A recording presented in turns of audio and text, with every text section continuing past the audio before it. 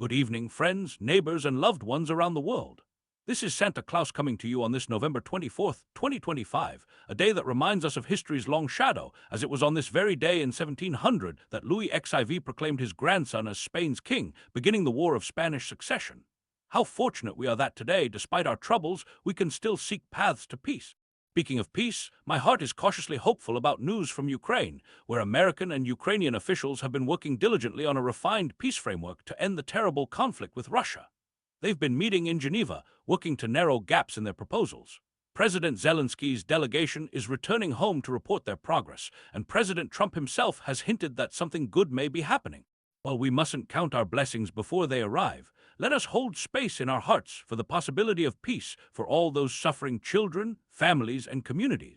Now, turning our gaze to Southeast Asia, where I'm deeply saddened to report that heavy rains have caused devastating floods and landslides across several countries. In Vietnam alone, 91 precious souls have been lost, with 11 still missing, and 5 more have perished in Thailand. Tens of thousands have been displaced from their homes. As the Christmas season approaches, let us remember these brothers and sisters in our prayers and consider how we might extend our generosity to those who have lost so much. Meanwhile, in Beirut's southern suburbs, hundreds gathered to mourn Hezbollah's military commander and 4 others killed in an Israeli strike. This targeted assassination has deepened fears of renewed escalation after last year's ceasefire. Oh, how my heart aches for Lebanon, for Israel, for all caught in this cycle of violence. The path to peace is never easy, but we must never stop believing in the possibility of reconciliation and healing. In Myanmar, the military government has begun broadcasting its crackdown on online scam centers, showing buildings being bulldozed and over 1,000 foreigners detained. These scam operations target vulnerable people worldwide, generating nearly $40 billion annually. While we must oppose exploitation in all its forms, let us also remember to pray for Myanmar itself, where many citizens continue to suffer under military rule. With a heavy heart, I must also report that suicide bombers struck a security complex in Peshawar, Pakistan, killing at least 3 officers and wounding others. The attack took place during the morning rush hour on one of the city's busiest roads.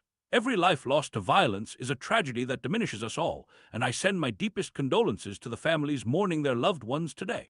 In Sudan, the ongoing conflict continues as the army chief has rejected a ceasefire plan presented by Egypt, Saudi Arabia, the UAE, and the United States. Meanwhile, in Syria, concerns grow about ISIS prisons and camps where escape attempts have increased this year. These situations remind us how fragile peace can be and how vigilantly we must work to nurture it. Closer to home, tensions between China and Japan have escalated, with China criticizing Japan's plan to deploy missiles on an island near Taiwan. A spokesperson for China's foreign ministry expressed determination to safeguard their territorial sovereignty, while Japan's defense minister confirmed plans are moving forward. Oh, how I wish these nations would remember that dialogue and mutual respect are far more powerful than missiles and harsh words. And finally, in American politics, Representative Marjorie Taylor Greene has announced she will resign from Congress in January. This development comes after her recent disagreements with President Trump regarding the Jeffrey Epstein investigation. In her statement, she spoke of standing up for women who had suffered terrible abuses. As we approach the holiday season, dear friends, let us remember that the true spirit of Christmas lies in how we treat one another, with kindness, forgiveness, and compassion. Whether in international conflicts or personal disagreements, may we seek understanding before judgment and peace before victory.